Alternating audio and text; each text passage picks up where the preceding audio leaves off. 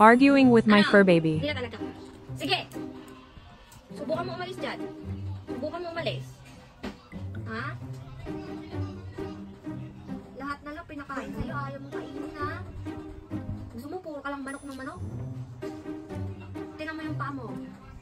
Puro na rashes, saka manok mo. Huwag mo ko pikit-pikitan dyan, Joey. Huwag mo pikit-pikitan. Kumain ka dyan, ha? Ayaw mo din ng gulay, ha? Bibilang kayo ng ulam na nakapak. Ayaw niyo din, ha?